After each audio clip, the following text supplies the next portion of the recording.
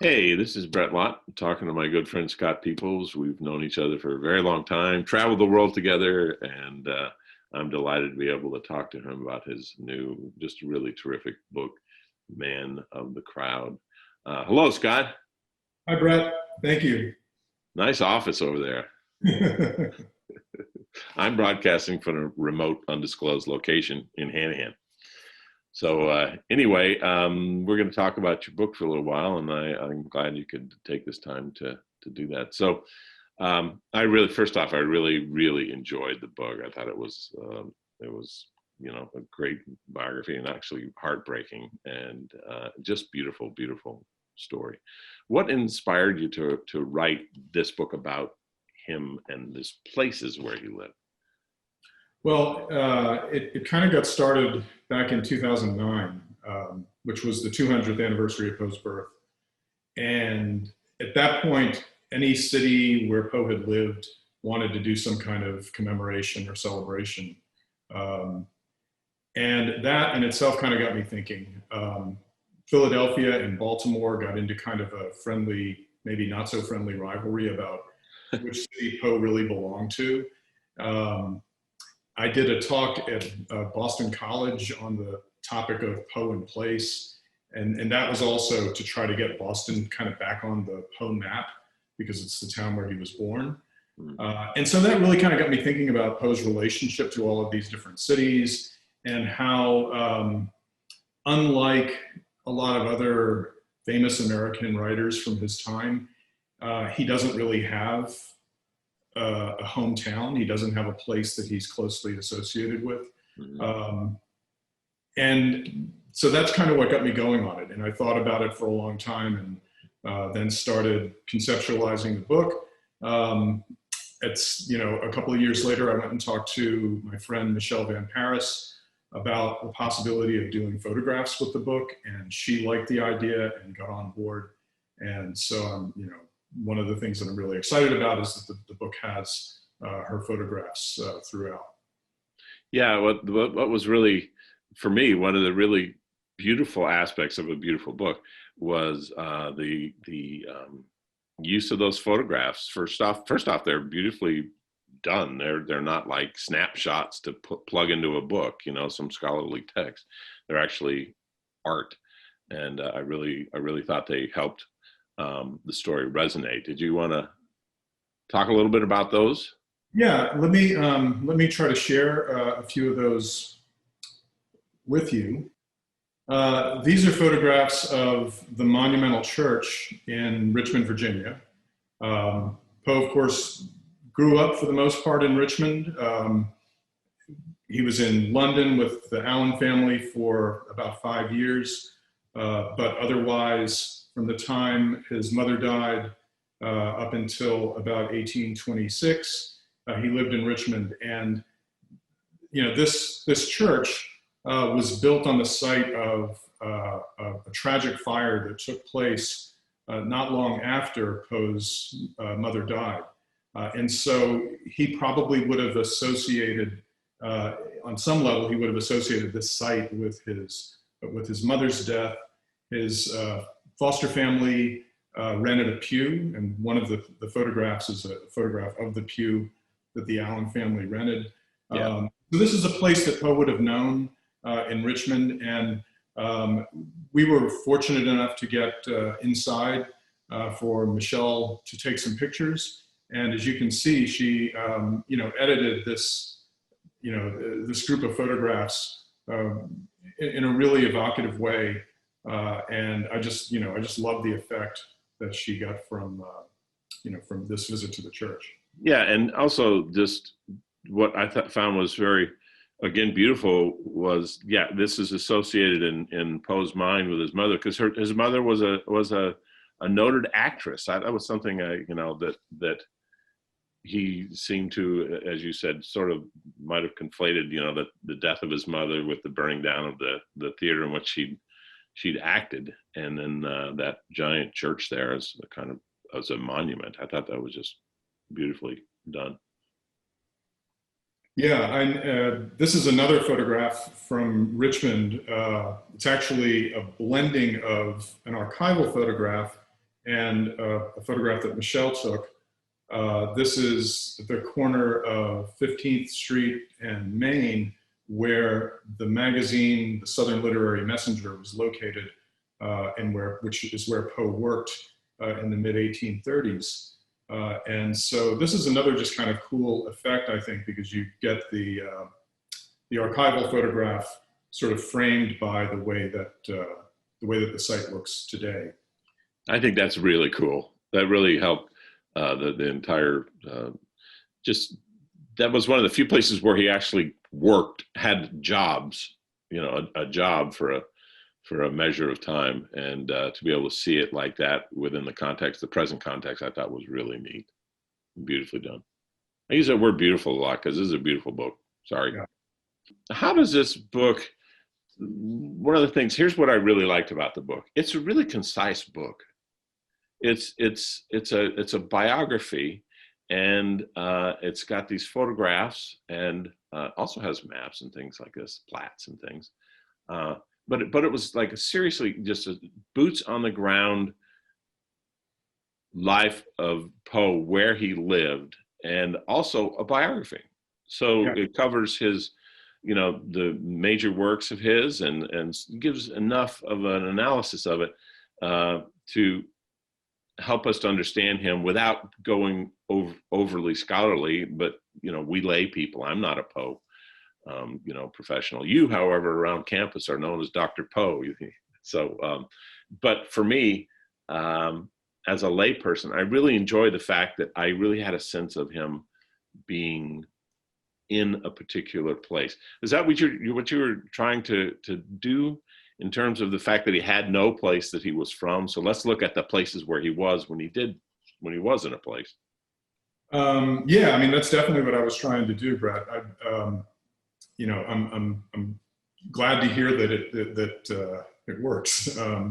I kind of was in denial for a long time that I was writing a biography. I was thinking of it in different terms, and I think I was just intimidated by the idea of saying out loud, I'm writing a biography of Poe, because I associate that with much longer works where, you know, you try to get everything you know about the person's life into the book. And that's not what this is. I mean, it is a compact biography with a particular focus on the places where he lived and his movements throughout his life. But eventually, you know, I decided to embrace the idea that, you know, I'm writing a narrative, I'm writing a story.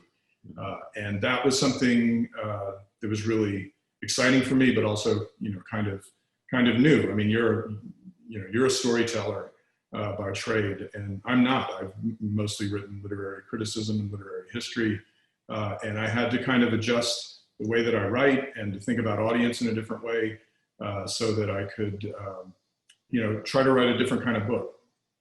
Well, the audience for me, when I was reading it, I'm just felt very much aware this is for a wider audience. This is not for an academic gang of, you know, of which we are, a gang of Poindexters. I mean, this is like for real readers. And what sort of things did you have to do? You said you had to change, but what sort of things did you have to think about as you went about doing that? Well, a lot of it was just at the sentence level. You know, thinking about word choices, for instance. I mean, I don't think that academics generally think that they're using jargon, but, you know, we do have a tendency to use words that other people in our profession are going to immediately recognize, but that might, you know, sound like gobbledygook to somebody who's not.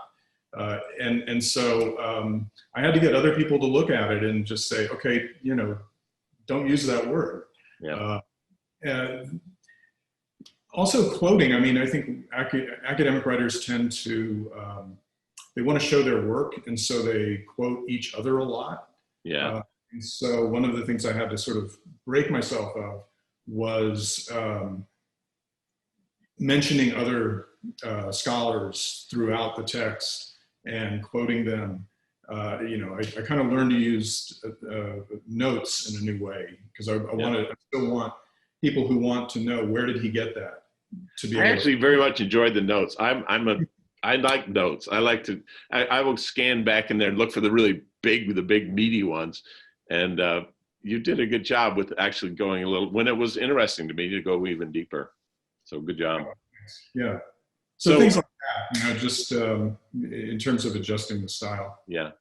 So because of the style, it's reaching a wider audience of just plain readers. How does this book then, for those people who aren't scholars of Poe, help revise what we think we know about Poe and the way we regard him in literature, and also as this sort of iconic figure, the only the Baltimore Ravens, you pointed this out to me, the only football team named after a literary figure. How does it change and challenge what we think we know about Poe? Well, sort of the starting point for the book is that we tend to think of Poe as an isolated figure, somebody who is not really engaged with the times that he lived in and the places that he lived in. He's somehow, up in some lofty garret somewhere, writing The Fall of the House of Usher. And even though, there's been a lot of dismantling of that image over the years by scholars, I think that's still what, we tend to assume. And so a big part of my motivation with this book is to really try to dispel that once and for all, and to paint a picture of Poe in these cities, rubbing elbows with other people, trying to make a living, trying to hone his craft and survive in a difficult marketplace. Really to just put Poe back on the street. And so that's the main, I think the main takeaway for people who read this book, I hope. That's what I took away from it. And as we've talked about before, there's just the wonderful thing about this book is it is a concrete rendering of his life, like where he was walking, how he walked, what his route was, whether he took a streetcar or a carriage, and how far it was from one spot to another. And that to me is what makes a great biography. I want to see people walking around and doing the things they do, rather than just talking about the scholarly aspects of it. Yeah, there was one moment I was doing research for the book, and I was in New York, and I was up on the Upper West Side, around Amsterdam Avenue and West 84th, which is where Poe lived for the better part of 1844, in what was then farmland, basically. And I was just thinking about, I'm in Manhattan, but I'm so far away from anything that would have mattered to Poe business-wise. It's like 5 miles, and he had really no other way to get there to downtown Manhattan, the center of American publishing, but to walk or maybe take a streetcar, which would have probably taken as long as it would take to walk. So he's in this really, it's sort of an unusual situation of being in New York, but not really in New York. Yeah. And you think about that today, you also have to kind of think about what a different place the city is than it was in Poe's time. And that was the sort of thing that really kind of fueled my wanting to write this book. And by downtown, you also mean it's like down past Washington Square, way downtown. That's right. Yeah. There's almost nothing going on in terms of development. There's almost nothing going on north of about 14th Street. So he's beyond the suburbs. He's in he's out there, and he's living around 84th. And what was interesting about that passage at Brennan Farm was that he was writing really well. He was very much removed, but he could get into the city and come back. But that's when he was really writing really well. And I love the photograph. I wanted to mention this because there's one photograph of this farmhouse, and it's set at Amsterdam and is it 84th? It's West 84th, yeah. Yeah, and you can see the skyscrapers and everything, and then blended in is that farm sitting right there. I just thought that was really cool. So what about though the Charleston, Sullivan's Island connection? We all, people in Charleston always like, oh yeah, Goldbug Island, yeah. And so tell us about that. Well, unfortunately, it didn't, it didn't rate a chapter in the book. The book chapters are on Richmond, Baltimore, Philadelphia, and New York, with the last chapter on Poe's travels in the last year and a half of his life.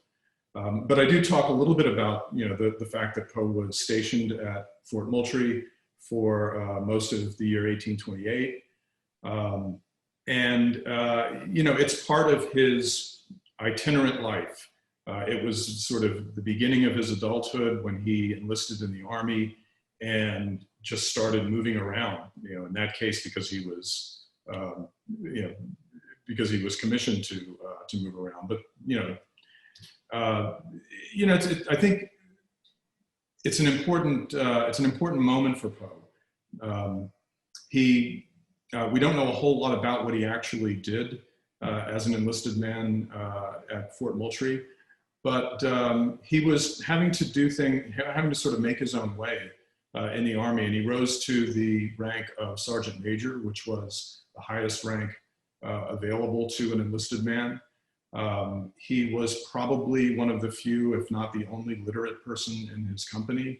So he worked as a clerk for his company at Fort Moultrie. So it's kind of an interesting transitional year. And then, of course, Poe would go back through recollection to Sullivan's Island to write The Goldbug about 15 years later when he was living in Philadelphia. He also made Sullivan's Island the site of a fake news story that he planted in the New York Sun. Right. Balloon voyage, which lands at Sullivan's Island. So he puts in this news item with the dateline of Charleston, South Carolina. And of course, he had fabricated the whole thing. Can you tell me what was going on in his head when he did that? I mean, I know that there had been a fake news story, a hoax that had happened a few years before that. Well, would people just do that? People would write a news story that never even happened and then put it as an extra in the paper? Yeah, I mean, it's kind of like, I don't want to oversimplify it, but you can kind of think about magazine publishing as being a little bit like the internet in the first half of the 19th century. It was just booming. And people were relying on print for all of their information about the world. And so a penny paper or a magazine could print something, just to kind of see if people would buy it. And Poe was always all about making a splash. I mean, he really wanted to be noticed as a writer, and he really wanted to kind of create sensations. And so this was the kind of thing that is right up his alley to write a fake news story or a hoax about a balloon voyage, just to see if it would, it didn't even matter to him so much if people believed it. He just wanted to see if people would read it. He just wanted to get it out there. I think this ties in this last question. Why did he move around so much? And I think it may have to do with the splash, the presence he wanted to have, but why did he move around so very much? That's a great question. A lot of the book is really about trying to answer that question. I would say one reason is simply that he was poor. The fact that Poe never had a lot of money made it difficult, if not impossible, for him to settle down, because he was always, for one, on one level, he was staying ahead of his last landlord. He couldn't afford the place where he was living, or he got behind on the rent, so he'd have to move. On another level, he was always thinking, okay, things didn't go so well for me here in Baltimore. What if I tried New York? And if things didn't work out in New York, what if I try Philadelphia? Maybe that's the place where my career will really take off. So it's a combination of poverty and ambition. As a writer, he was following the centers of publishing, he was following the magazine business to try to find his niche. And to some extent he did. You know, he found it for a while in Philadelphia with Burton's Magazine and Graham's Magazine, but he never really got the kind of payday or the kind of established position that would let him truly settle down and become, you know, kind of a gentlemanly writer associated with any of these cities for very long. And then the aspect that I thought the book really illuminates really beautifully, that word beautiful, I have no other words. It's a great book. I'm glad I read it. I'm happy you're my colleague too. But he just had a propensity for shooting himself in the foot too. So how do you, he would just do things. He would just savage other people's books and then, you know, show up and say, you know, hey, it's me. So how do you account for that in terms of that moving around and trying to find a new place to live? Yeah, I mean, just sort of to pick up on that, I mean, if you've ever read the story, The Black Cat, there's this theory that the narrator puts out there in the story about perverseness. He says he thinks that perverseness is part of kind of the essential to the human character, that we want to do whatever we really shouldn't want to do. It's a self-destructive tendency. And you got to think that Poe knew, he knew that pretty intimately because he repeatedly, like you said, shot himself in the foot. In terms of how that relates to his moving around as much as he did, you know, I think it got in the way of him really forming a kind of community. I mean, what happened in Philadelphia, for instance, I mean, he had a good run there, but by the end, people who had been friends with him were starting to say, what's going on with Poe? What's the matter with him? Yeah. His drinking was often a problem. It was not a situation where Poe could just go out and have a couple of drinks with somebody and have a good time. Once he started drinking, he couldn't stop, and it wasn't going to end very well. Yeah. And so between that and a kind of tendency to get into, you know, fights, in some cases actual fist fights, but often just disagreements with people he worked for, it also kind of kept him on the move. Yeah. Yeah.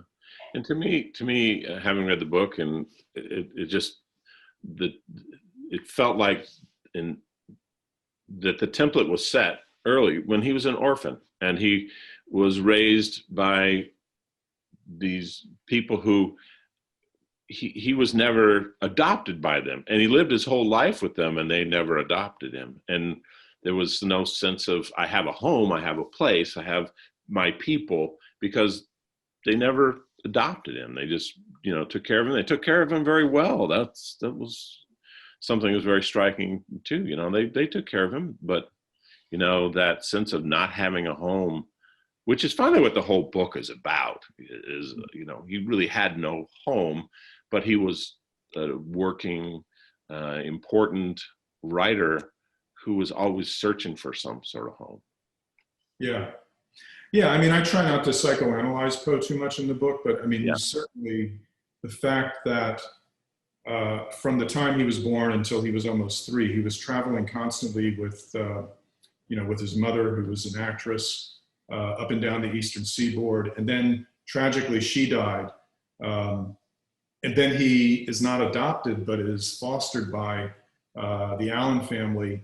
And just the fact that he's not adopted, he knows that he's part of the family, but he's not really part of the family. I mean, that kind of instability that Poe knew as a child really did set the stage for the kind of erratic and itinerant life that he lived as an adult. Yeah, that's what I think the value of your book really is that you, like you said, that you did try not to psychoanalyze him.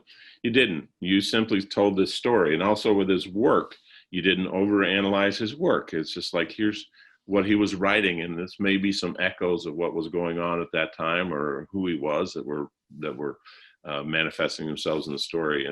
and yet you always kept for the reader the sense that this is a story about a person in a place at a particular time, and the way he made his way through the world, from that, you know, tragic beginning to tragic end.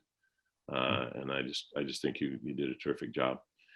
Thanks for answering all these questions. And I urge anybody watching this, get this book, go buy this book. It's beautiful. Really, it's a great reading book. And, the photographs really do augment the whole thing and just make it feel so much more resonant. Although it's a great book to start with, the photographs enhance the story so well. So thanks, Scott. Bret, I can't thank you enough. I really appreciate the kind words about the book, and thanks for doing this. Thanks for